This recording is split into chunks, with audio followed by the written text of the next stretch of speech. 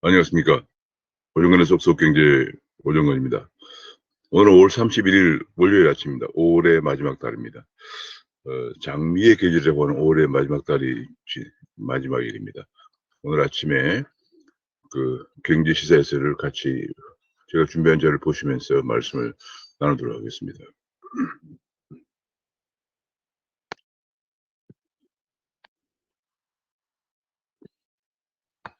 귀에 쏙쏙 들어가도록 경제 기사를 쉽게 해설해드리는 명품 시사에서 5월 31일 아침입니다. 구독과 알림 설정을 부탁드립니다.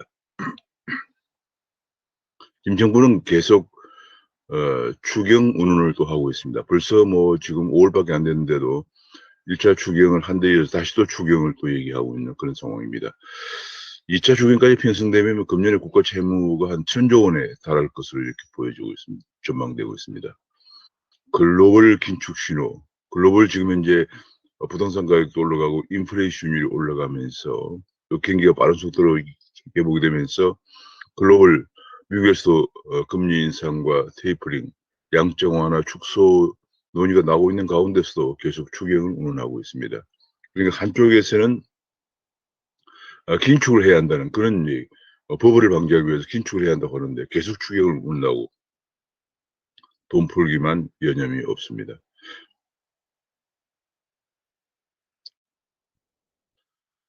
결국은 나라 빚이 많고 성장률이 추락하면 신용등급이 떨어지죠. 국가의 빚이 많다든지 위안 보유액이 부족하다든지 어, 뭐 이러면 이제 그 신용등급이 떨어지면서 돈이 나가면서 위기가 오는 거죠. 지금 국가는 계속 재정을 계속 확장적으로 운영하고 빚을 내서 세금도 엄청나게 지금 사상 최대로 거두고 있지만 더 많이 쓰기 때문에 국가 부채가 증가하면서 재정 위기를 향해서 지금 줄다름치고 있는 그런 모습입니다. 현대경제연구원에서 나온 자료에 가계와 정부와 기업의 부채가 5천조 원에 달하고 있다. 이것이 한국 경제 최대 리스크다. 왜냐하면 앞으로 이제 금리 인상이 전망되기 때문에 가계부채는 1, 4분기 말에 1,765조라는 것이 한국은행 발표자에 나왔고요. 국가부채도 이제 국가 채무에다가 연금 충당 부채를 포함하면 1,985조다 이렇게 나왔습니다만은 여기다 공기업 부채 같은 까지 포함하면 2,500조가 훨씬 넘는 그런 상황입니다. 공기업 부채는 현재 이것만 포함해가지고 기업 부채 포함해서 5천조다 이렇게 얘기를 하고 있는데요. 공기업 부채라든지 이런 것까지 포함하면은 거의 한 6천조에 가까운 그런 것이 우리나라 총 부채됩니다. 근데 이런 가운데 금리가 올라가면은 굉장히 큰 문제가 되는 거죠. 금리 1%포인트 올라도 이자 부담이 12조 원 증가한다. 그런 얘기가 나왔습니다. 지금 그래서 이제 빚을 계속 내다 쓰다 보면은 뭐 개인이나 기업이나 국가는 할 것 없이 금리 인상기에 원리금 상환 부담이 증가하면서 부실이 증가하게 되는 거죠. 우리는 지금 빚을 너무 많이 냈기 때문에 재정 위기 가능성에도 직면해 있지만은 워낙 빚을 많이 내쓰다 보니까 금리 인상 시기가 다가오면서 금융 위기 가능성도 높아지고 있는 전방위적으로 지금 뭐 문재인 정부 4년 동안 너무 그냥 고관이고 뭐고 다 흘러서 쓰는 바람에 지금 재정 위기, 금융 위기가 지금 어, 다가오고 있는 어두운 그림자의 모습이 점점 짙어지고 있는 그런 모습입니다. 10조 원이 적립금이 된 고용보험 적립금을 문재인 정부가 다 썼다. 외환위기 금융위기 때도 없던 일이다. 이게 지금 말이죠. 여기는 무리한 실업급여 확대 등이 원인이라고 되어 있습니다만은 실업급여 외에도 각종 뭐 아동 뭐 시설 지원이라든지 뭐 여러 가지에서 막 그냥 꺼냈어요. 문재인 정부 특징은 세금을 최대한 많이 걷어서 쓰고 또 그리고 빚을 내 쓰고 그리고도 부족했어요. 각종 정부의 고유 목적으로 있는 적립금 기금까지도 지금 고용보험 기금 정도가 아닙니다. 뭐 그 외에 건강보험이라든지 노인 장기요양보험이라든지 각종 기금을 있는 대로 다 꺼내 쓰고 있는 상황입니다. 도무지 이런 정부는 저는 뭐 경제학자로서 오랫동안 경제를 연구해가지고 이렇게 뭐 있는 대로 다 끌어 쓰고 있는 정부는 처음 봤습니다. 최근에는 뭐 한국은행에서 통화정책 운용을 위해서 이건 늘기도 하고 줄기도 하는데 지금 조금 쌓여지고 있다고 해서 하는 적립금도 갖다 쓰자 뭐 이런 얘기가 나오고 있습니다. 법안을 개정한다. 한국은행법을 개정한다 그런 얘기도.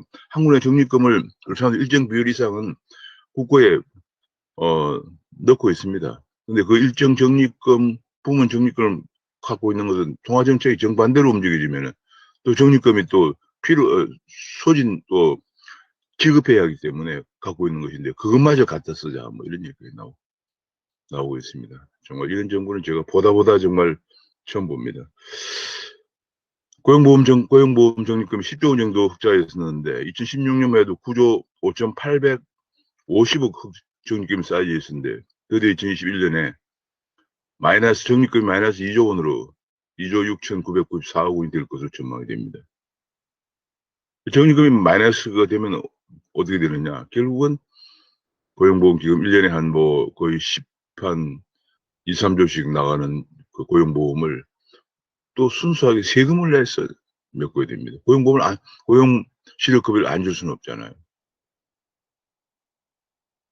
계속 세금보다만 키웁니다.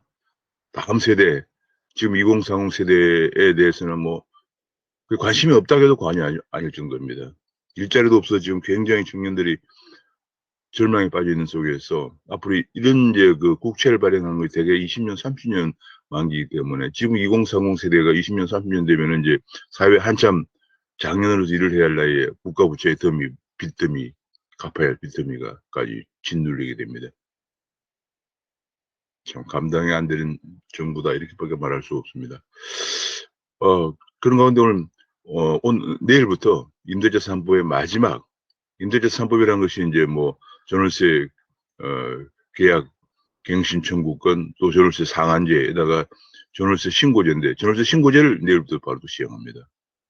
마지막 이미 계약갱신 청구권이나 전월세 상한제는 시행을 하고 있고 그것 때문에 지금 전월세 상한제 5%밖에 올리지 못하는 상한제를 시행하는 바람에 이미 집주인들이 월세나 전세를 많이 올려서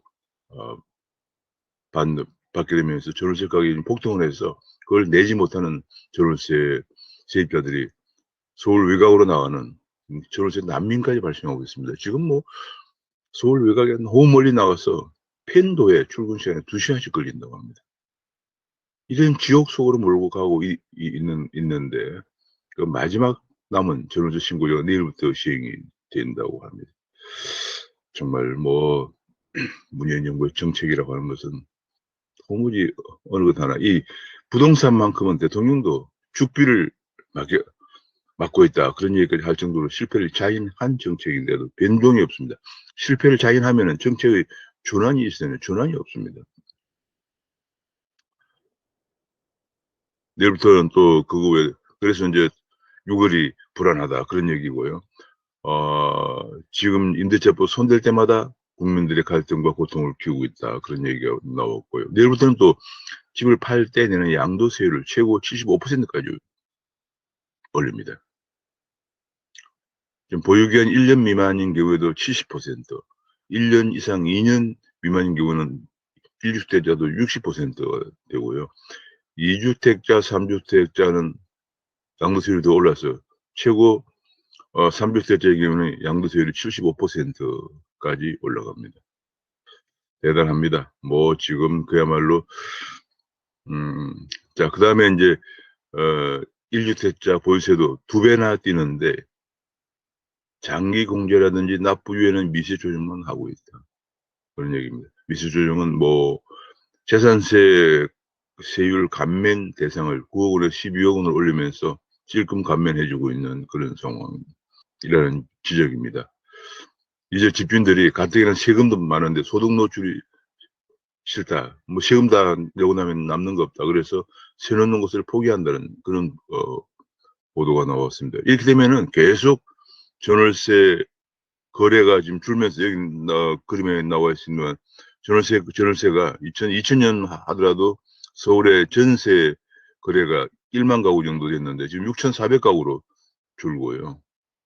월세도 2000년에 한 5,200가구 정도 됐는데 3,700가구로 지난 4월에 줄고 있습니다. 계속 이렇게 집주인들이 아예 세 넣는 것도 포기한다. 그러면 어찌 됩니까? 게다가 또 정부에서는 임대주택을 이제 임기가 이게 계약되는 계약이 끝나는 대로 임대주택을 전부 등록을 말소한다고 그랬어요. 약 65만 가구의 임대주택이, 민간 임대주택이 말소가 된다고 합니다. 그러면은 세입자들이 집을 사지 못하고 세입자들이 어디로 가겠습니까? 전부 저 멀리 서울 외곽으로 나가야 되는 거죠. 뭐 도무지 대책이 없는 대책만 계속 내놓고 있습니다. 물론 목적은 이렇게 해서 이제 사람들로 하여금 정부가 추진하고 있는 공공임대로 가도록 하려고 하는 것인데, 공공임대라는 것이 유럽에서 이미 실패했다는 것이 드러났습니다. 13년째 종부세 기준을 부과 기준을 9억 원인데 13년째 9억 원이라고 이제 바꿔야 된다, 그런 지적도 나오고 있습니다. 이미 헌법재판소에서 헌법 불합치 판결이 내린 종부세입니다. 왜냐하면 사실은 이 재산세라고 하는 것이 소득세 다 내고 그리고 집을 장만해서 매년 또 세금을 내고 있는데 거기다 또 종부세까지 또 부과합니다. 이중삼중에 그저 사람들이 평생 열심히 일해서 집 한 채 갖고 있는 것에 대해서 계속 이중삼중에 세금 폭탄을 부과하고 있는 상황입니다. 주택 수요는 억제로는 집값을 잡을 수 없다는 지적이 나오고 있는데, 오세훈 시장은 재개발을 억눌러서 부동산 대참사가 났다, 공급 확신을 주면 집값이 안정될 것이다, 그런 지적을 하고 있습니다. 코로나가 실험실에서 만들어진 것이다는 영국과 노르웨이 학자들의 논문이 발표됐습니다. 고유 주문이 6개인데 코로나의 고유 주문 6개는 실험실에서만 가능한 것이었다, 이렇게 밝혀졌습니다. 암호화폐가 지금 횡보를 보이고 있습니다. 지금 비트코인이 오늘 아침에 36,000달러를 기록하고 이더리움도 2,433달러를 기록하는 등 다소 좀 반등하는 모습을 보이고 있습니다. 주말에 약간 하락했다가 또 반등하는, 지금은 거의 횡보 장세다, 이렇게 보시면 되겠습니다. 비트코인은 36,000달러를 기록하고 있습니다. 지금 이게 36,000달러에서 여기 쪽에서 보면 횡보를 하고 있습니다. 하락한 후에 지금 횡보를 하고 있는 그런 모습을 보이고 있습니다. 국내에서도 암호화폐 가격은 소폭 상승하는 가운데 횡보를 보이고 있습니다. 비트코인은 4,353만 원을 기록하고 있습니다. 한때 4천만 원 선까지 떨어졌습니다만은 현재 4,350만 원까지 반등해서 횡보를 하고 있는 그런 모습입니다. 아침 일찍 중앙일보 칼럼이 실렸습니다. 블록체인이 없는 4차 산업혁명은 불가능하다. 근데 블록체인이라고 하는 것은 블록체인을 만드는데 많은 인력과 장비와 전기요금 같은 것이 들기 때문에 그에 대한 보상이 지급돼야 됩니다. 그 보상으로 지급되는 것이 암호화폐. 요즘 뭐 그 암호 기술을 이용해서 블록체인을 만든다고 그래서 암호화폐라고 하는데, 요즘 뭐 가상자산, 가상화폐 또는 뭐 디지털 화폐 또 뭐 다양한 이름으로 쓰이고 있습니다만은, 기본적으로는 암호화 기술을 이용해서 만든다고 해서 이제 암호화폐라고 합니다. 근데 그런 비용을 지불받을 보상받을 필요가 없는 정부나 기업이 할 때는 그 암호화폐가 필요가 없겠죠. 그런 경우를 제외하고 일반 많은 민간 거래, 왜 이런 일이 생겼냐면, 이 바로 스마트폰이 나오면서 4차 산업혁명의 초연결 시대고, 초연결 초지능, 인공지능으로 인한 초지능, 4차 산업혁명을 초연결 초지능 사회라고 합니다. 이 초연결 시대가 열리면서 P2P 거래가 가능해졌죠. 이 모든 P2P 거래가 가능하면서 거래가 탈중앙화로 가고 있습니다. 이 탈중앙화로 가고 있는데, 이 P2P 거래를 가능하게 해주는 것이 바로 하면 이게 가장 거기서 문제되는 것이 신뢰성이죠. 지금까지 그 신뢰성 문제 때문에 금융기관 같은 경우에 중간에 금융중개사가 있죠. 그런데 2008년 9월 15일에 158년의 역사를 가진 리만 브라더스가 파산되는 걸 보고 금융중개기관을 믿을 수 없는 문제가 생긴 것입니다. 그래서 2009년 1월 달에 암호화폐가 출시가 된 겁니다. 그래서 블록체인이라고 하는 굉장히 신뢰성이 강한 그런 그 기반으로 P2P 거래를 가능하게 해서 하자는 취지로 나온 것이 블록체인이고 그 과정에서 나온 것이 암호화폐입니다. 그래서 만약 우리가 암호화폐를 부정하게 되면은 블록체인 거래가 민간의 블록체인 P2P 거래가 위축되면서 초연결 초지능으로 대변되는 4차 산업혁명이 불가능해집니다. 그런 취지의 칼럼을 실었습니다. 암호화폐 변동성이 커져 금값이 다시 올라가고 있다. 금과 암호화폐 가격이 약간 대체적 관계에 있습니다.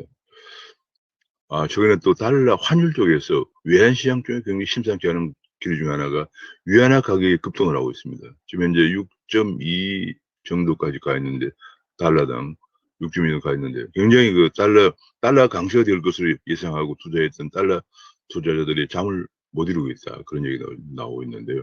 중요한 것은 우리나라 원화가 중국 위안화와 최근 들어서 계속 동조화 현상을 보이고 있기 때문에 중국 위안화가 강세를 보이면 원화도 강세를 보이면서 우리나라 경기를 지금 유일하게 견인해 가고 있다고 볼 수 있는 수출이 타격을 줄 것이라는 것이 또 문제가 되겠습니다.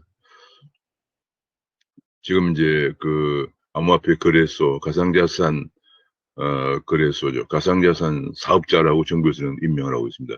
그 가상자산 사업자를 할 때 고객의 실명 계좌를 은행에 개설해야 한다고 정부는 의무화시켜 놓고 있는데 실명 계좌를 개설해 놓고 있는 개설을 허용해 주고 있는 K뱅크와 신한은행과 농협이 암호화폐 거래소 시설을 착수하고 할 것이다. 그런 얘기입니다.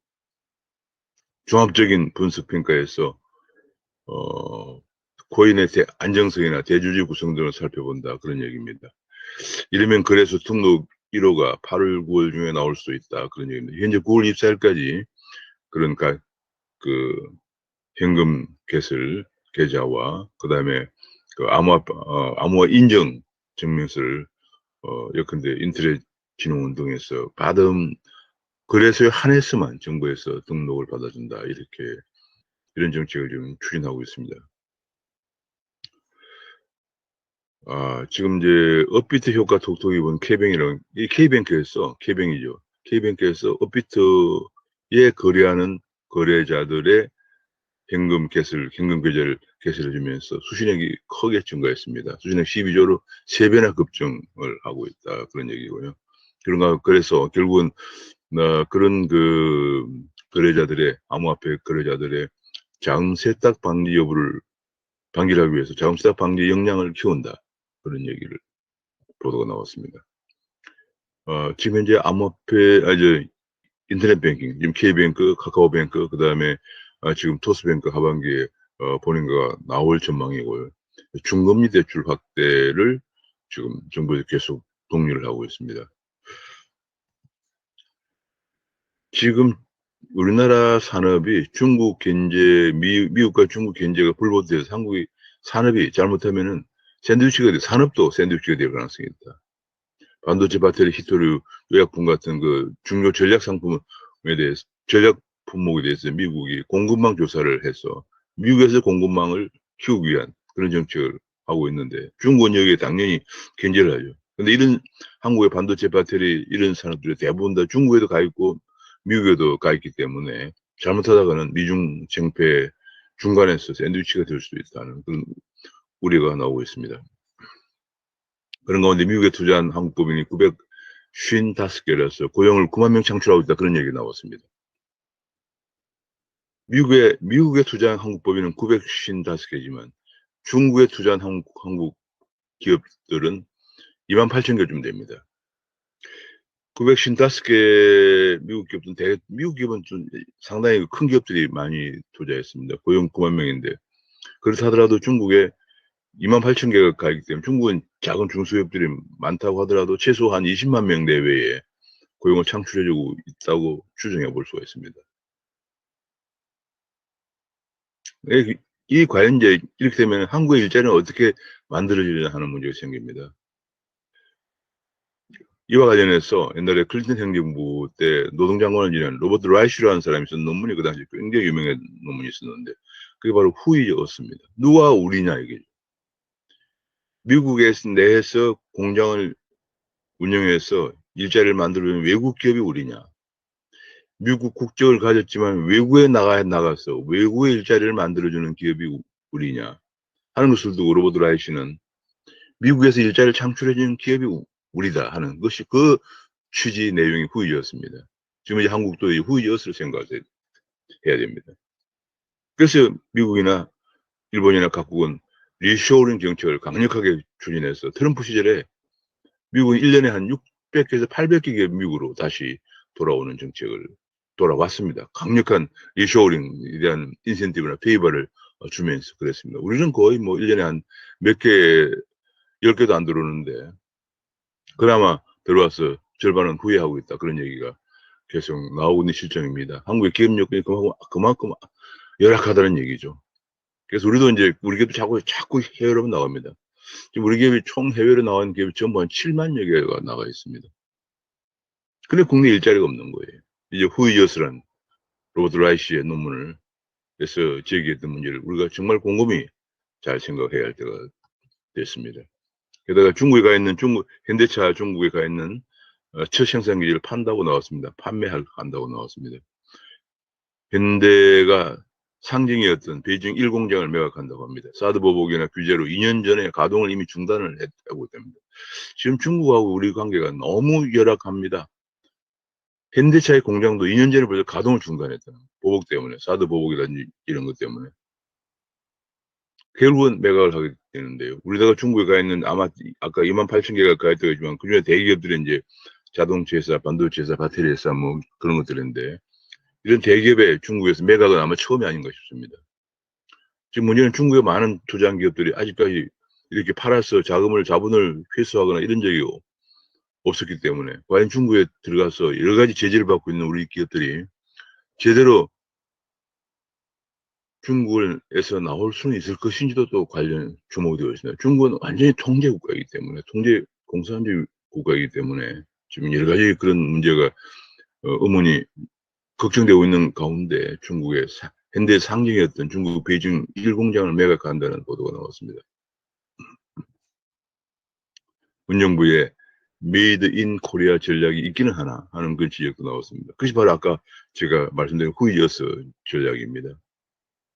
한국에서 공장이 가장 중요한 한국에서 공장을 많이 돌려야 일자리를 많이 만들어낼 수가 있는 거죠.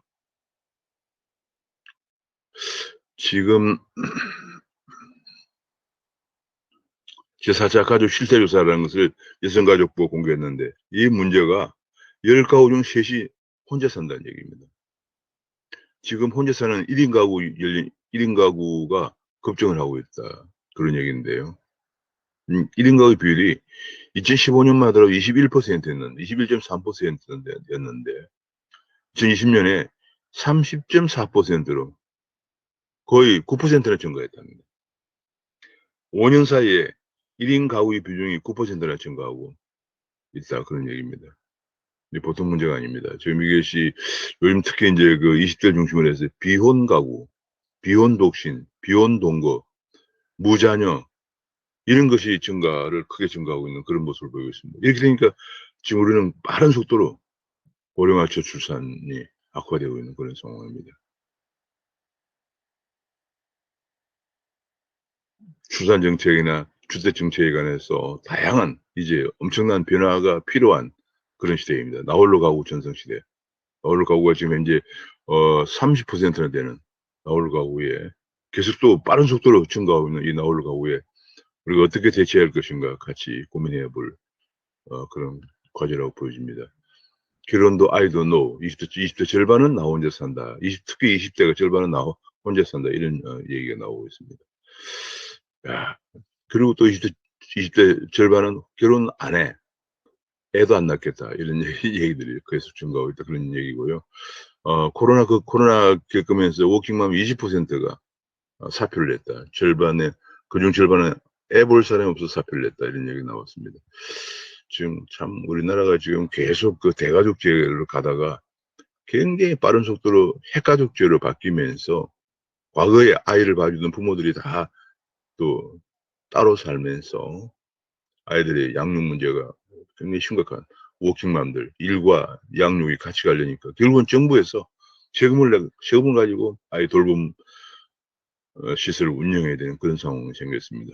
참 이게 과거에는 할아버지 할머니 같이 살면서 참 이렇게 아이들 손자들을 또 보는 낙으로 살고 또 봐주기도 하면서 워킹 하는데 문제가 없었습니다. 어머니가 워킹하는 문제가 적었습니다만은 그 대신 그 엄마들의 그 대가족을 또 부양해야 되는 그런 가사 부담이 크게 컸었죠. 이제 그런 문제 때문에 그런 문제가 빠르게 인식이 되고 또 여성들의 독립성 또 취업이 확대가 되면서 빠른 속도로 우리 사회가 핵가족화 되면서 거기서 나온 문제가 바로 이 아이를 누가 볼 것이냐는 그런 문제가 대두가 돼서 지금 정부의 돌봄 시설이 계속 확충이 되고 있고 심지어는 직장에서도 돌봄 시설이 많이 있는 데가 많습니다만은 그러나 여전히 아직도 아이들 돌봄 문제는 우리 사회의 가장 중요한 문제고 또 저출산 문제를 해결하기 위해 반드시 해결해야 될 그런 문제라고 보여집니다. 지금 우리는 탈원전 정책을 강도 높게 하고 있습니다만 동시에 또 탄소 제로 운동도 정책도 하고 있는데 탄소 제로로 가려면 결국은 소형 모듈 원자력 개발이 해법이다. 그런 주장이 상당히 나오고 있습니다. 그리고 또 한 가지 중요한 거 재밌는 관심 있는 뉴스 하나가 영국의 첼시가 유럽 축구 연맹이 하는 챔피언스 리그 유럽 전체에서 가장 최강자를 뽑는 거죠. 그 최강사가 이제 포르투갈에서 있었는데 최종 결승전이 포르투갈에서 영국의 첼시가 똑같은 영국의 맨시티와 최종 결승전을 했는데 어제 첼시가 맨시티를 울리고 9년 만에 유럽 챔피언스 리그 우승을 했다. 그런 보도가 나왔습니다. 정말 이게 제가 이 말씀을 아침에 소개해드린 이유가 영국의 스포츠 산업의 글로벌 경쟁력 정말 대단합니다. 영국은 잉글랜드 프리미어, 영국은 잉글랜드, 스코틀랜드, 웨일즈, 노든 아일랜드로 구성이 되어 있는데 잉글랜드만 프로축구단이 60개가 있습니다. 그래서 프리미어리그가 20개, 그 밑에 20개, 또 그 밑에 20개 있는데 계속 매년 게임을 하면서 그것이 교체가 되죠. 밑에서 올라가고 위에서 하위 팀은 아래로 추락하고 있습니다. 근데 놀라운 것은 잉글랜드만 따지면 영국 인구가 한 7천만 명 정도 되니까 6, 7천만 명 정도 되니까 잉글랜드는 대한민국보다 인구가 적습니다. 그런데 잉글랜드에만 60개 팀이 있습니다. 이 60개 팀이 더욱 놀라운 것은 모두 다 자기 구장을 가지고 있습니다. 한국처럼 올림픽 경기장을 사용하거나 그런 것도 아닌데 전부 다 자기 구장을 가지고 있고 세계적으로 우수한 선수를 스카우트하기 위해서 엄청난 상상을 초월하는 연봉을 지급하죠. 박지성, 손흥민 같은 한국 선수들도 거의 연간 40억, 50억 정도를 받는 상황이니까요. 세계적으로 유명한 선수는 연봉이 몇백억입니다. 그렇게 죽어도 유지가 된다는 거예요. 제가 한번 재무제표를 살펴본 적이 있었는데 맨체스터 유나이티드에 그렇게 하고도 흑자를 냅니다. 정말 대단합니다. 영국의 스포츠 산업, 이것이 왜 이렇게 그야말로 잉글랜드 하면 한국보다 인구가 적은 지역에서 더구나 맨체스터는 인구가 한 150만 우리나라 한 대전 정도 되는데 맨체스터 유나이티드와 그 유명한 맨체스터 유나이티드 그리고 맨시티는 최강팀을 2개나 갖고 있고요. 그 60개나 되는 팀들이 모두 자기 구장을 가지고 또 상당수의 프리미어리그들이 흑자를 내는 영국의 스포츠 산업. 우리가 그것이 무엇이 때문에 이렇게 됐나 하는 것을 우리가 살펴볼 필요가 있습니다. 영국의 스포츠 산업은 당당히 영국의 주력 경제 산업으로 좀 구성을 하고 있습니다. 우리나라 스포츠 산업도 대부분 다 기업이 스폰서를 하고 기업이 후원하지 않으면은 맹맥도 유지가 안 되고 자기 구단도 없는 이런 거 너무 대비가 됩니다. 그래서 왜 이런가에 대해서 우리가 한번 정말 깊이 연구를 해서 한국도 스포츠 산업을 육성해요. 영국이 옛날에 1980년대 제조업이 굉장히 취약해지면서 영국은 이제 가라앉는 그야말로 해가 지지 않는 영국에서 해가 지는 영국으로 바뀌나 이런 얘기들 많이 나왔습니다. 영국 산업 구조가 완전히 바뀌었습니다. 빅뱅이랑을 통해서 런던을 국제금융지로 세계 1위로 외환거래가 가장 많은 데가 런던이죠. 계속 유지하고 있는 데다가 이렇게 스포츠 산업 같은 것이 도무지 잉글랜드 60개의 팀이 자력으로 유지가 되고 자기 구단을 가지고 구장을 가지고 이렇게 세계적인 선수를 스카우트하면서 어제 정말 놀라운 것은 유럽에 독일이라든지 스페인이나 이태리 막강한 팀들이 있는데 유럽 챔피언스 리그에 영국 두 팀이 포르투갈에서 결승전을 벌여서 첼시가 런던의 첼시가 영국의 맨체스터의 맨시티를 이기고 9년 만에 유럽 축구연맹 챔피언스 리그의 챔피언이 되었다 하는 거. 정말 우리가 다시 한번 스포츠 산업을 어떻게 하면 이렇게 키울 수 있느냐 하는 것을 우리가, 그리고 엄청난 고용 창출됩니다. 거기에 스포츠 관련된 용품들 뭐 엄청난 고용 창출되고 있어요. 이런 문제에 우리가 정말 깊이 스타디를 해야 할 그런 때가 되었다 생각을 합니다. 정말 놀라운 것 아침에 정규직교사 해직 기간 중에 임금을 준다 해서 1인당 8억 원을 준답니다. 1인당 8억 원을. 대법원도 이건 안 된다라고 인정할 수 없다고 얘기 판결한 사안인데 더불어민주당이 특별법으로 추진해서 8억 준다. 이건 만약 대법원도 인정이 안 되는, 대법원 판결도 무시하고 아니 초법적이에요. 더불어민주당 여러 형태들이 보면 많은 분야에서 완전 초법적입니다. 특별법이면 다 되느냐? 되는 것이 아닙니다. 그 예산으로 1인당 8억을 주니까 통과되면 1조 4천억에, 지금 재정도 없는 속에서 1조 4천억의 또 비용이, 재정이 투입되어야 된다. 그런 보도가 정말 놀라운, 뭐 이제 뭐 놀랄 일이 그냥 뭐 웬만한 정도는 놀랄 것도 아닙니다만 더욱더 정말 기가 막힌 이런 보도들이 아침에 나왔습니다. 이제 유럽에서도 인도 태평양 쇠반짝이 되어든다. 유럽도 지금 미국과 더불어서 유럽도 중국 봉쇄 전략에 뛰어들었습니다. 중국이 지금 계속 공산주의 팽창 야욕을 주변 국가로 확대하고 특히 그 구동굴아파 쪽에도 계속 야욕을 펼치고 있다고 합니다. 그렇게 되면서 유럽에서 인도 태평양 전략이라는 것이 미국의 인도 태평양 전략, 즉 대중 봉쇄 전략에 유럽도 같이 참여한다 이런 얘기가 나오면서 앞으로 점점 한국, 게다가 중국의 GDP가 2033년에 미국을 넘어설 것이다. 얼마 전에 또 외국도 영국에 와서 2020년대 후반에 미국을 넘어설 것이라는 그런 보도가 나왔는데, 만약 이렇게 되면은 미중 쟁패 엄청난 하나의 분수령이 될 것이고요. 그런 가운데 미국과 유럽의 중국 봉쇄 전략은 더욱더 강화될 것인데, 문제는 한국이 어디로 가느냐 문제죠.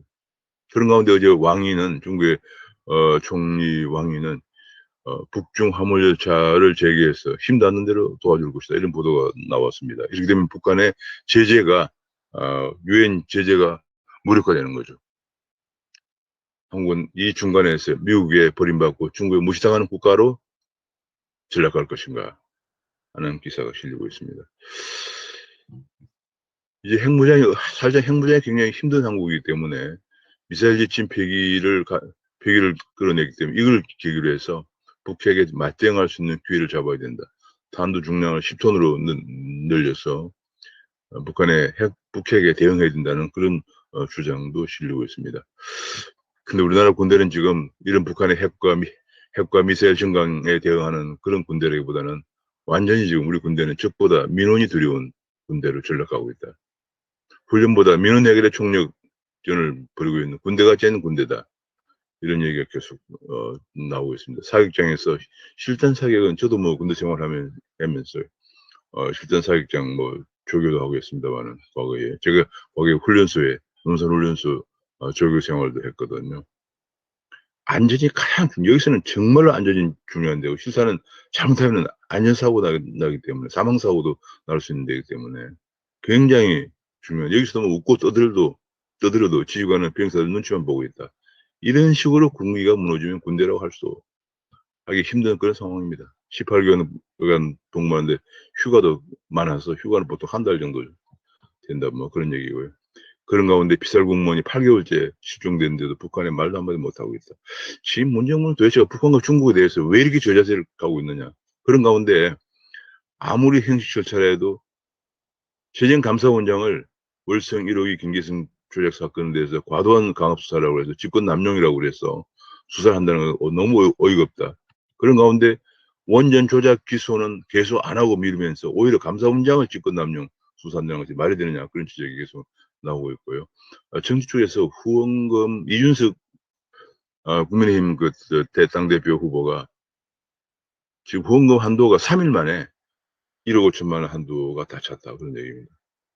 여당이 앞서 쭉 살펴본 오만의 2030이 돌아서고 있어요. 불공정과 부정의에 대한 그런 분노와 분노가 2030을 돌아서게 하고 있다, 그런 지적이 나오고 있습니다. 그런데 이제 이준석이는 뭐 정치권 시작부터 유승민 의원실의 인턴으로 출발을 했고, 또 얼마 전에도 또 바른정당의 최고위원을, 유승민 대표가 있는 바른정당의 최고위원을 했고, 또 이준석 본인이 또 유승민 개다라고 유승민을 지지한다라고 얘기를 한 적이 있습니다. 그래서 지금 유승민계 논란이 계속 커지고 있습니다. 지금 뭐 주호영이라든지 유승민, 이준석 이런 사람들이 다 유승민계죠. 문제는 뭐 어느 계를 떠나가 개파 이런 걸 떠나서 중요한 것은, 그러면은 이준석이나 주호영이 당대표가 됐을 경우에 유승민이 대선 후보를 밀고 가려고 하는 가능성이 커지고요. 가장 중요한 문제는, 그러면은 지금 엄청난 실정으로 국민의 분노가 하늘을 찌르고 있는 때 유승민이 대선에 당선될 수 있느냐는 것이 문제입니다. 유승민은 대구 경북 지역, TK 지역에서도 지지율이 10%도 10% 안팎으로 저조해서 지난번 총선에도 출마하지 못했습니다. 뭐 본인은 백의종군이라는 얘기지만 사실상 지지율이 너무 낮아서 당선 가능성이 없다는 게 가장 큰 이유죠. 본인의 고향인 TK 지역에서도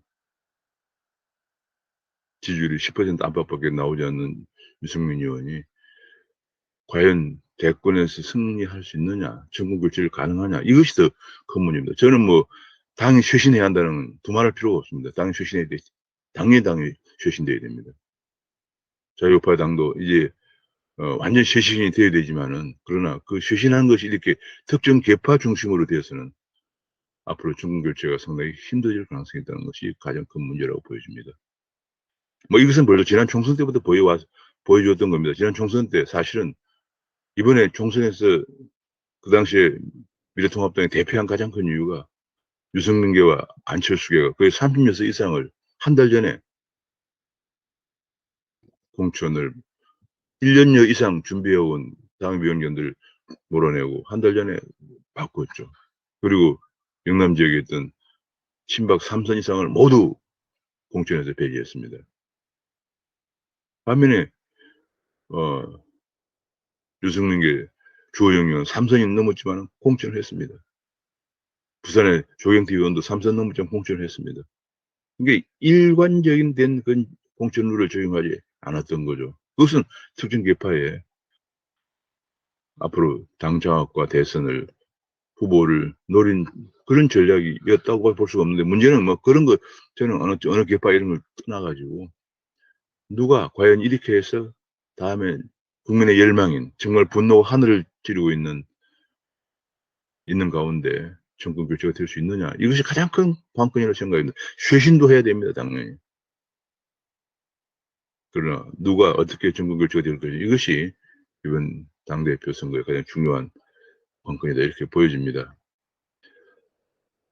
그런 가운데 여당에서는 조국의 시간이라고 하는, 조국이가 또 책을 내면서 조국의 변명, 가족들이 피해를 보고 과도한 수사로 오히려 가족이 피해를 봤다는 이런 조국 시간이라는 책을 내면서, 이 책이 말이죠, 거의 몇 분 만에 사인문이 다 발릴 정도로 지금 뭐 조국 시간은 선 주문만 1만 5천 부를 넘었었다, 이런 얘기입니다.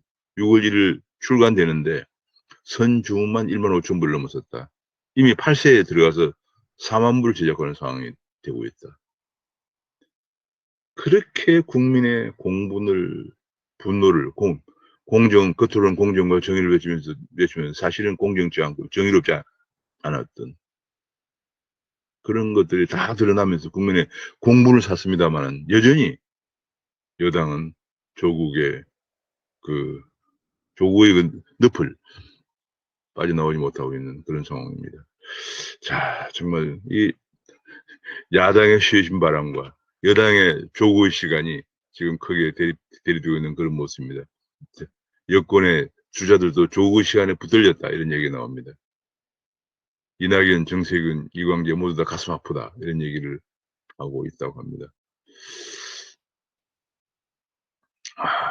정말 이게 역시 조국 수호정당이다 뭐 이런 얘기가 나오면서 조국의 늪에서 벗어나지 못한 여당, 상식과 공정을 무너뜨리고 있다 이런 지적도 나오고 있고요. 그런 가운데 옆에 이런 실패, 불법을 도운 참모들을 그대로 좀 둔다고 이렇게. 근데 이광철 민정비서관 같은 경우에 민정수석, 이광철은 조국 라인이죠. 주민력 수석 비서관과 민정비서관이 서로 대립하다가 이광철은 유임이 되고 민정수석 비서관이 물러났죠. 게다가 이번에 인사 실패를 계속 연이어서 가져온 김혜숙 인사수석. 문재인 대통령이 부산에서 변호사 사무실 할 때 같이 일했다고 해서 실패에도 불구하고 이렇게 유임시키는, 이렇게 한다고 해서, 게다가 전에는 뭐 소유성의 대실패를 가져온 소유성, 공장표 전 경제수석을 다시 기대 원장에도 임명을 했죠. 이렇다고 허물이 덮어지는 않은 그런 지적이 나왔습니다. 자, 게다가 선관위는 16세 정당 가입을 논을 쏘아 올렸다.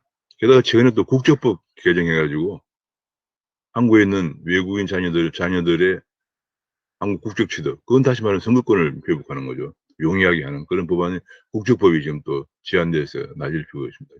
그래서 한국이 지금 완전 중국에 속구로 가느냐, 뭐 이런 좀 심한 지적까지 나올 정도인데, 여기다가 고등학생들이 정치 교육도 허용하고 정당 가입도 허용하고 또 하자, 또 선거 연령도 낮추자 이런 주장까지 나오면서 지금 여권의 그 실정을 여기서 만회하려고 하는 것이 아니냐 이런 주장까지 나오고 있습니다.